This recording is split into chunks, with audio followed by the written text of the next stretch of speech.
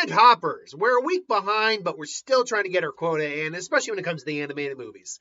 I have one particular viewer who, in particular, is a big animation fan, and they just want me to try to see as many as they can. And I'm fine with that, so long as it's not something so, like, it's either not in theaters or so, like, stupid to look at. And what I mean by that is, there's been a couple. Not stupid to look at. That's not the right term because everyone's like something.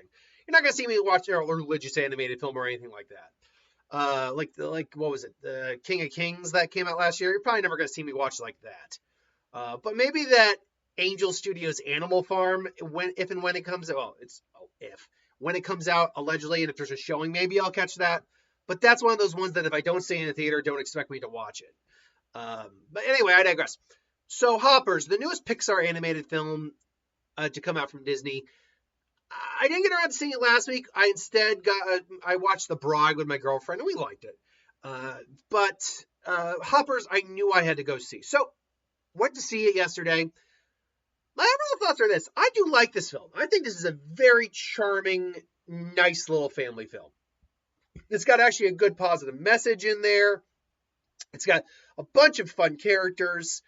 It also has some fun animation to it. It gets wacky at points. There's a plot point involving summon an apex predator. And the apex predator that is summoned and how it's summoned, I'm just sitting there reminding myself, this is just a movie. This is just a movie. Even in the real world, or even in their world's logic, this shouldn't make sense. But I mean, we're in a world where there is literally a kingdom of animals, kings of each phylum and species of animal that exist. So I gotta bear with this. But that being said, what I'm watching is entertaining. I do like the majority of these other characters, apart from our main character. More on that in a bit.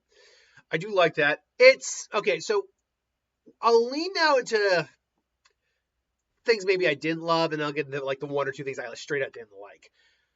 I will say the movie structure, there's nothing technically wrong with the structure, but the pacing of the movie.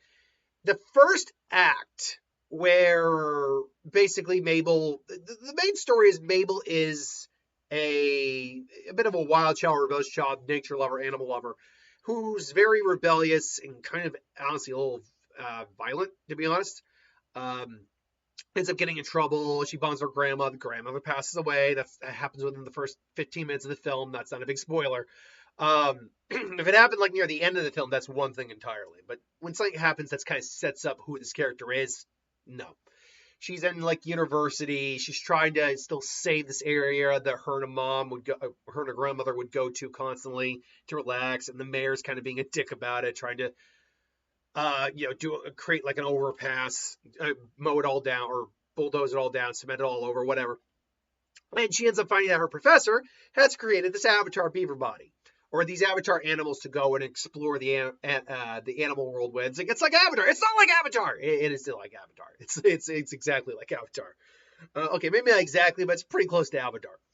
And so she goes to a beaver body to go find a beaver to refix the dam and get everything back to order.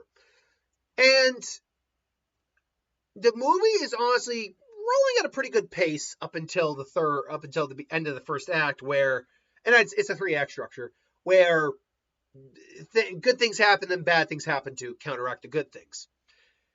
We then get stuck in this third act, or second act, sorry, where, okay, we see this in the trailer too. We summon the kingdom or council of animals.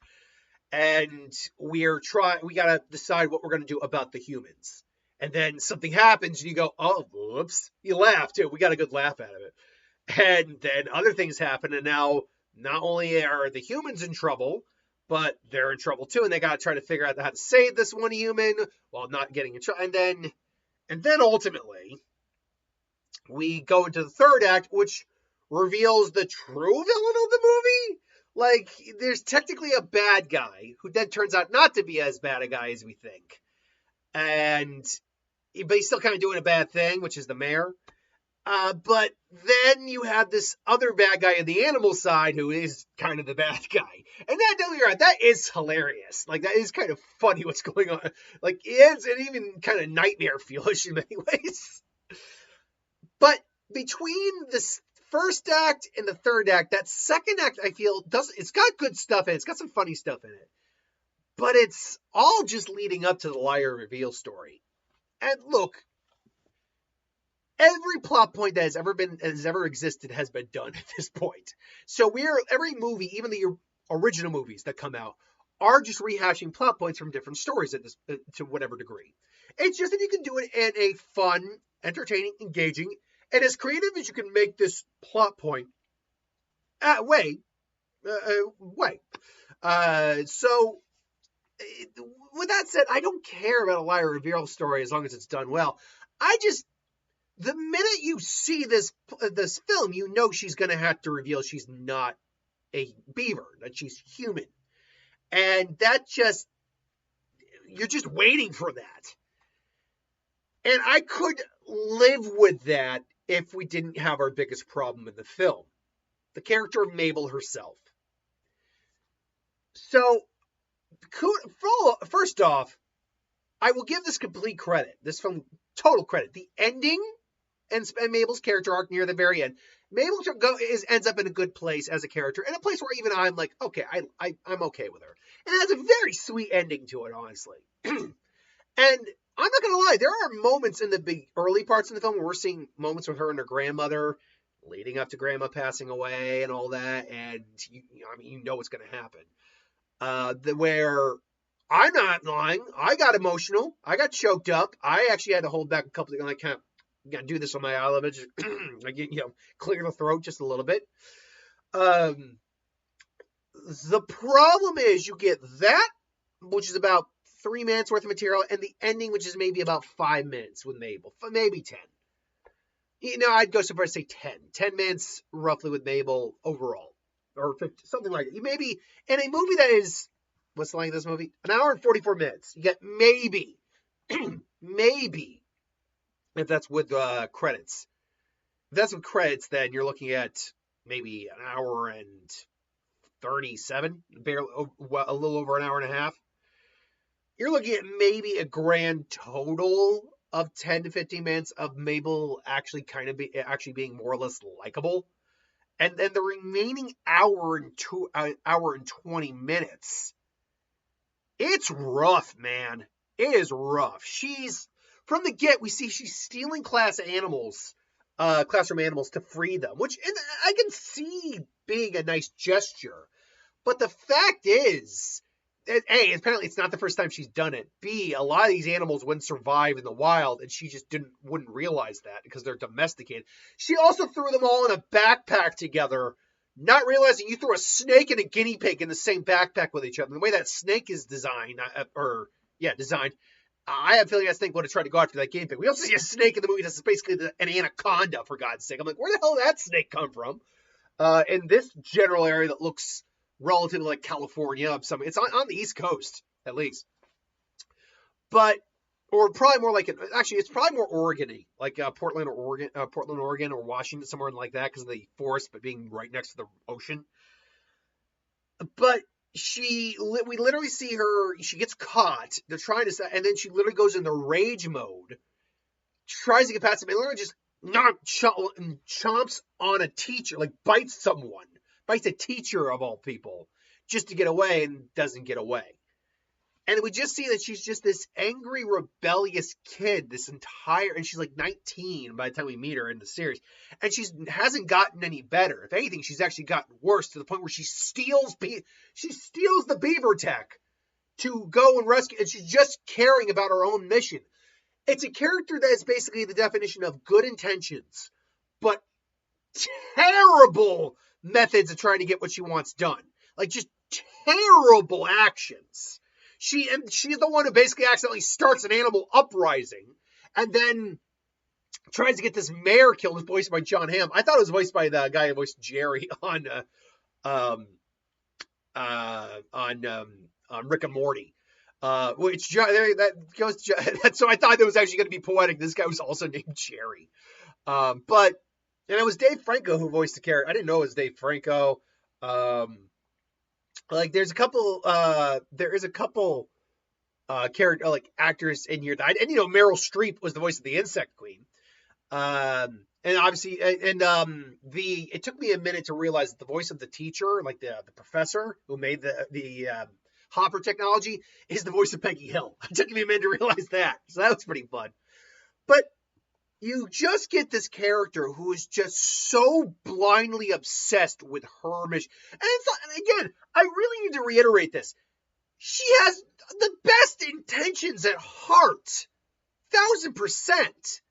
But she's just going about it in an asshole teenage way that it just makes her so hard to root for. I can't root for her actions, especially then when her actions ultimately lead to animal rebellion and trying to kill or squish the humans. Like at one point, she goes back and forth with the mayor, and it's kind of their thing about how they argue each other. And he just says, "This is all your fault," and she even acknowledges, "No, yeah, this really is my fault," even though technically speaking, the mayor shouldn't have done what he had done to get what he wanted done. Like, he did do an illegal practice to do it. But he turns out to be a decent dude in the long haul anyway. He comes around, has his growth, all that. But, yeah, she's just so why did I use the term obnoxious to describe her? That's actually a very good question. She is hyper. She's hyper aggressive. She is passionate, but she's bullheaded, doesn't think things through. She's a bit obnoxious. She honestly is and honestly, even the animals at one point say this beaver with the this obnoxious beaver. I think they call her that at that point, at one point. Yeah. So, yeah, it really is hard for me to love this movie when this character is just really hard for me to root for through a large part of it. But would I say she ruins the film? No, she certainly doesn't ruin the film. There's a lot of other characters to help offset this character. So her actions, while obnoxious and kind of self-centered in some ways, are mitigated in other ways. Like, it's not as bad as it could be. And again, she ultimately does have this nice moment of growth near the end. She ultimately learns the error of her ways, and the mayor learns the error of his ways. It ultimately has a good ending, and a very sweet ending, too. I need to really punctuate that if you don't like this character, you will eventually come around on her. Not to love her or anything, but be like, okay, she's learned her lesson. She's a decent person or better person now. But that ending really is just really, really sweet. So thanks for watching. Hope you enjoyed, and I'll see you next time.